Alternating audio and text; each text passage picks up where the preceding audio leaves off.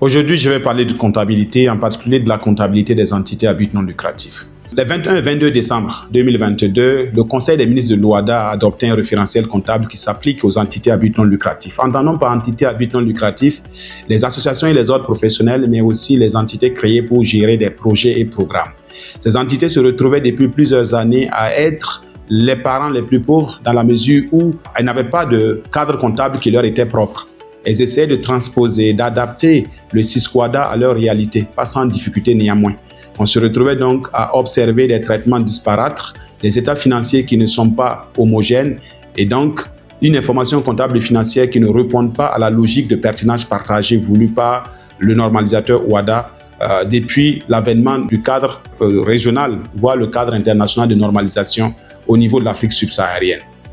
Ce référentiel comptable qui est entré en vigueur le 1er janvier 2024 consacre plusieurs obligations pour les praticiens en la matière, dans la mesure où il a été réaffirmé la nécessité d'organiser et de tenir une comptabilité, laquelle organisation et tenue de comptabilité permet d'aboutir à la production d'états financiers, à l'ordre desquels on retrouve pour les associations et les ordres professionnels un bilan, un compte de résultat, un tableau de flux de trésorerie, des notes aux états financiers. Et pour les projets et programmes, on se retrouve à avoir principalement un tableau emploi-ressources, on se retrouve à avoir un tableau d'exécution budgétaire, un bilan,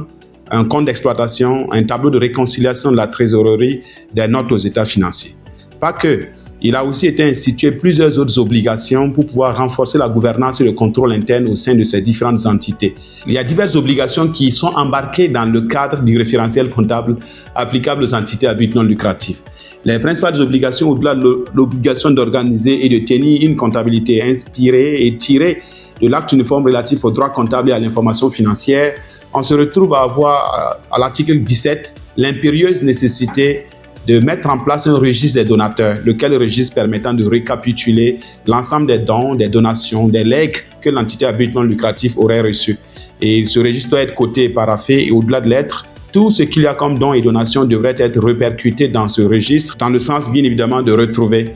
l'identité des personnes donatrices, dans le sens d'avoir les adresses de ces personnes donatrices, dans le sens d'avoir la nature, la valeur de ce qui a été donné, mais aussi dans le sens de retrouver la signature de la personne habilitée de l'entité à but non lucratif. Au niveau de l'article 19, d'autres obligations ont été intégrées. Les obligations consacrées par l'article 19 sont des obligations allant dans le sens de la nécessité de désigner un auditeur. Désigner un auditeur dans une entité à but non lucratif n'est aujourd'hui pas un luxe. Ce n'est pas juste une question de choix. Il faut se dire ici que lorsque nous remplissons l'une des trois conditions que je vais énumérer, la désignation d'un auditeur devient une obligation. La première condition, c'est déjà que lorsque le total des ressources de l'entité à but non lucratif dépasse 200 millions ou que le total du bilan dépasse 100 millions ou que l'entité emploie plus de 20 salariés permanents, elle devrait se retrouver à désigner un auditeur. Il a aussi été institué la possibilité qu'au moins un dixième des membres de l'entité à but non lucratif puisse demander au tribunal compétent la désignation d'un auditeur dès lors que